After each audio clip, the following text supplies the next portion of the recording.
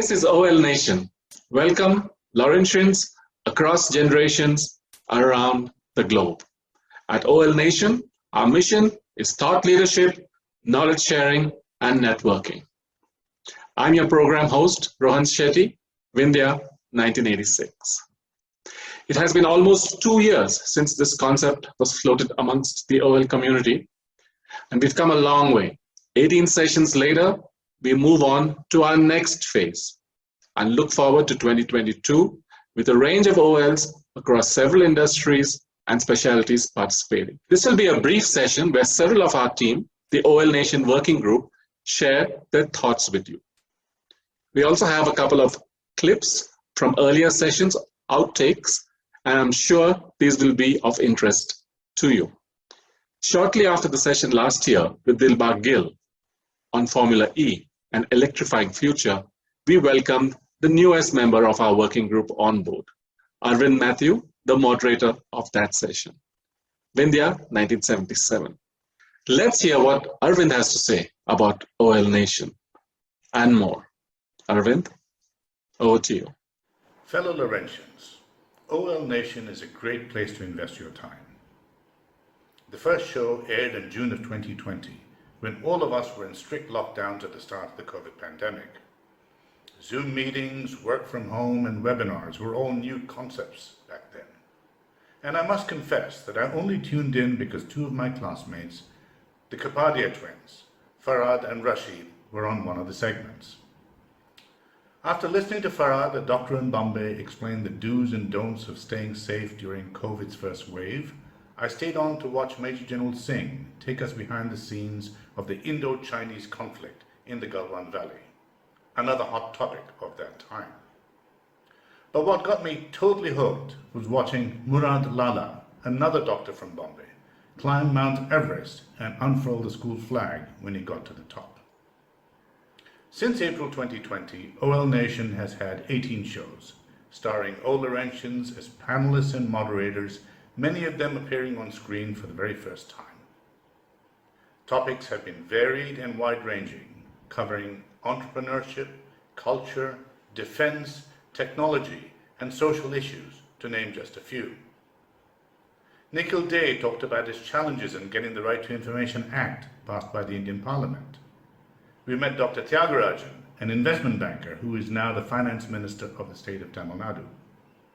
And we've had participants spanning 63 years of OL Laurentian history, from Hyacinth Daniels, class of 1950, to Thiru Vikram from the batch of 2013.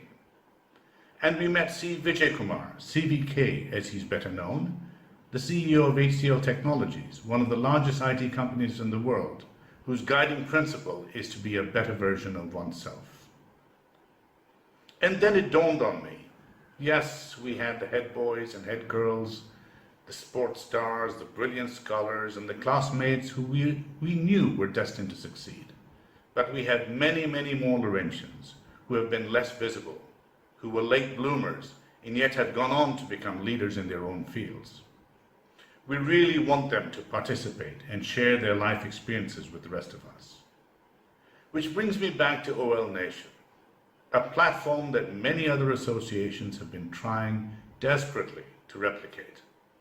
It's a great way for us to share knowledge across a wide range of topics, professions, and passions. And while doing so, we get to connect with schoolmates, both young and old, and across continents. We would like our younger Laurentians, who may be in emerging industries like artificial intelligence, bioengineering, digital finance, and renewable energy, teach the rest of us what to expect from these technologies in the future. Or better still, help us understand what it takes to be a successful digital influencer or a podcaster. I hope you agree that OL Nation is a great platform for thought leadership, knowledge sharing, mentoring, and connecting across batches. Volunteer to become a panelist, a moderator, but at a very minimum, tune in every month. You may just learn something. Thank you for sharing your time with me. Thank you very much, Arvind. That was spot on. And now we have Kalpana Kutaya, Pankaj 1980, your event host, to say a few words. Welcome, Kuti. You might know me as a co-host along with Rohan Shetty on OL Nation. I actually volunteered to be part of OL Nation because I think it is just exciting to share a professional alumni network and be inspired by the OLs we have gotten to meet who have come on this platform as speakers and panelists. Behind the scenes, when I'm off camera, what I do is work with a group of Laurentians which form a dedicated team that brings each OL Nation session to you. What I enjoy most is reaching out to classmates, batches, friends across all generations and eras, telling them about the mission and vision of the OL Nation, which is a professional network platform of the OL Laurentian Association, and inviting them to be a part of the session with us in the future. Thanks so much for that, Kuti. We couldn't have done this without you. We now have Atul Veer, Nikhil Bhojwani, Captain Arjun Nair, Anuli Katakam, and the one and only Rashid Kapadia sharing their thoughts with you. Over to you guys. OL Nation was set up to facilitate professional networking, mentorship, and bonding among OL alumni, as well as for passing knowledge to current students of the Lawrence School, Lovedale. In my professional life, I am an entrepreneur. My goal is to motivate students and OLs towards the field of entrepreneurship, which will test your skills in leadership and creativity.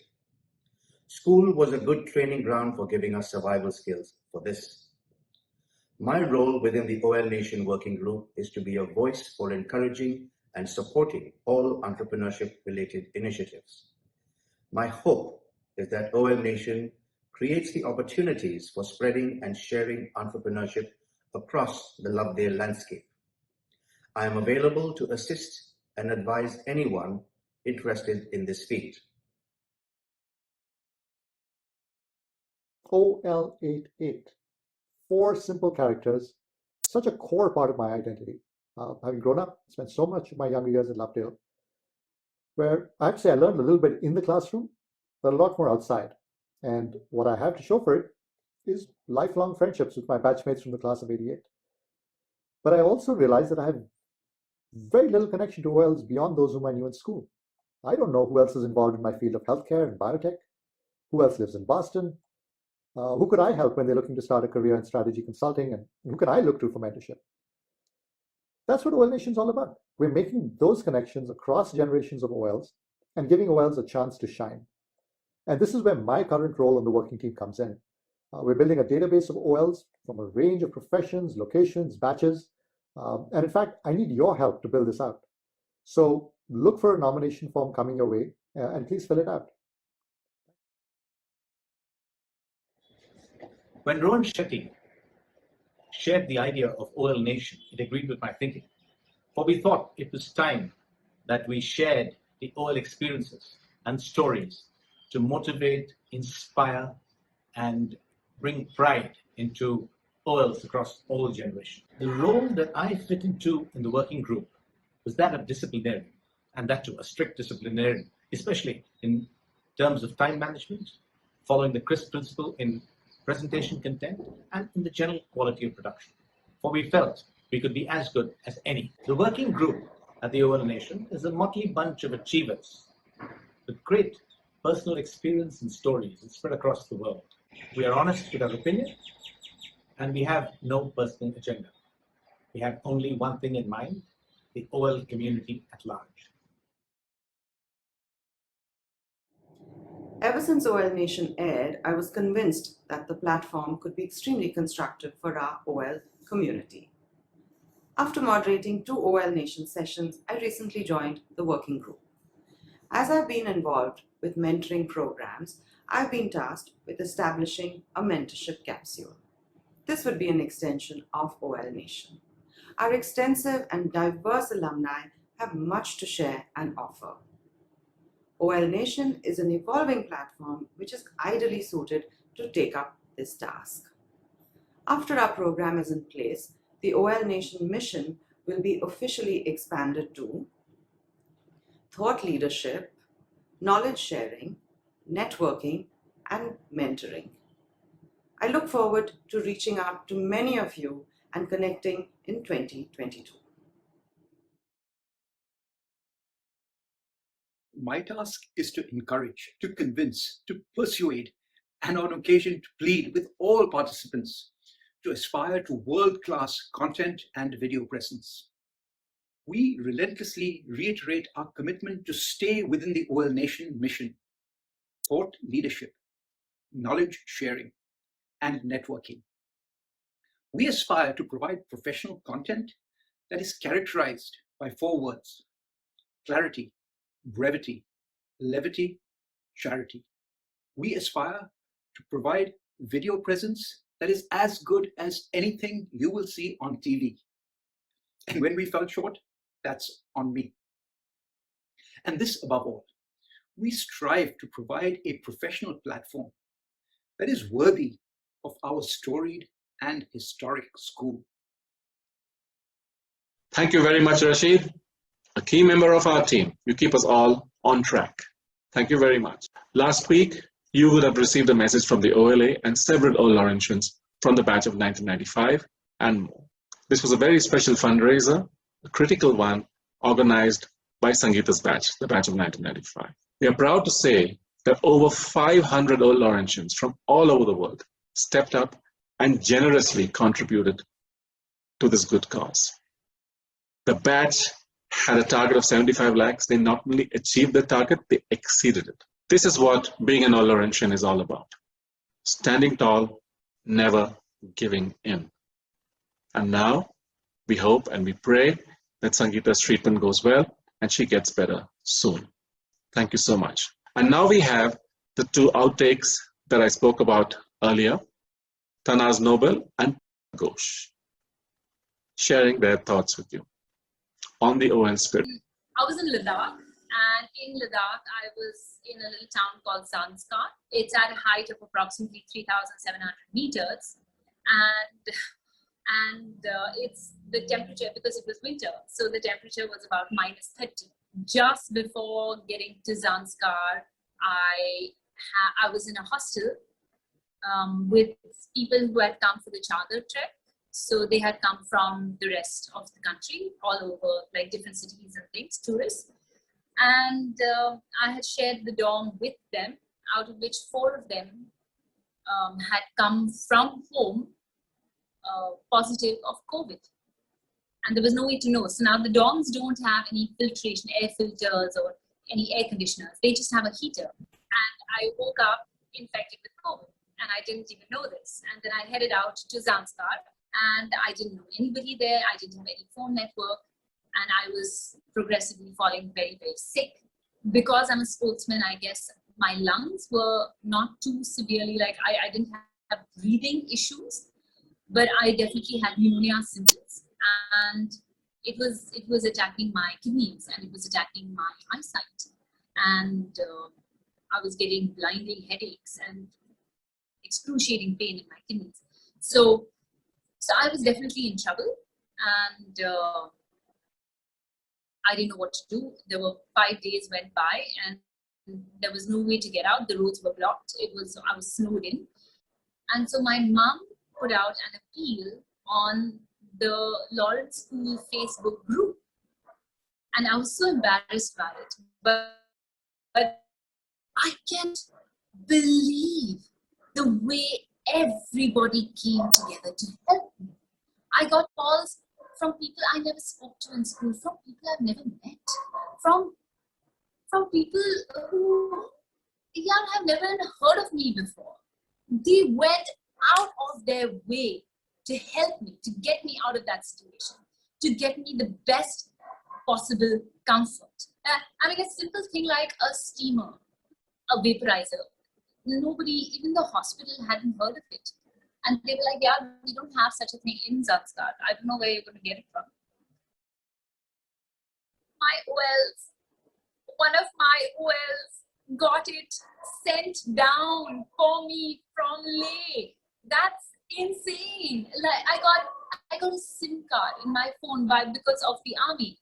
I mean, the army was unbelievable. Before that, I didn't really value this whole, being an old Laurentian. Yeah, what's the big deal? Yeah, okay, so I studied in a school. You guys go on and on and on. At a party, you start seeing like the whole Lawrence School anthem and you just go on about it. Guys, I mean, you have spouses, get over it. Yeah, your spouses don't feel the way you do, you know? So it's always been me trying to tell people, okay, get over it, man. Okay, so we're all Laurentians, get over it. But now, like after this, the bond is so strong. It's just so beautiful. It's unbelievable. I'm so special to be part of this. I'm very lucky. I'm very fortunate that we think like this. We're brotherhood, and it's so special. Yeah. I would take this opportunity to thank OL Nation to have me on this program, and it's a pleasure to be here. About myself, I'm Captain Prateek Ghosh, Indian Navy. Currently, I'm tenating the appointment of the Chief Staff Officer, Logistics, Administration, and Personnel. A bit more about myself. I did about 4+ years in Lawrence School, joined in my 4th standard, and left when I reached 8th standard. I left the school. Being an OL is one thing, but having studied and got my education, a fair amount of it from Lawrence School has been the bedrock of the person that I am today. There are plenty of good schools, but Lawrence is a breed apart, and that's where it gives my foundation. The school has given me my foundations to what I am as a person today, both professionally and personally. Now, everybody would, I meet a lot of people who ask me, why did I join the armed forces? What motivated me, etc., etc. It's not always motivation. I really, as an individual, I really never thought of myself. I could never actually think of myself going to office classically, as you would see on tabloid or on TV, etc., picking up a briefcase and a tie and a suit, etc. I had imagined and imaged myself going to office in a uniform. The choice was to be made whether it was white, olive green, or the sky blue, that is Air Force. Why armed forces again? Coming back to that question. Only a very short version of what I would like to say to everybody is that if you're looking for a job, look elsewhere. Armed forces is a way of life. It's not really a classical job. Professionally, I do X, Y, Z. But beyond that, it's everything that an armed forces officer may or may not need to do. Professionally, I look after logistics, macro level materials management, macro level financial management. I look after personnel, that is HR. I look after even the law, discipline, whatever. And then you're managing your own people. It could be people in uniform, people from the CV street who we have defense civilians. 50% of the Navy is actually defense civilians. But beyond that, every minute there is things which we were never taught in any structured form, but we need to tenate that. So I come back to my old statement, it's not a job, it's a way of life. We work hard, we play hard, we party hard. So anybody who wants to join this uniform, please feel free, but don't look for a job and don't try to solve your unemployment problem. Is the only message that I would like to give out to you. Thank you. That was great, wasn't it? And now, that's it for today. And I wish you a great evening and see you at the OL Assembly on the 2nd Saturday of March and OL Nation Session 20 on the 4th Saturday of March. Goodbye.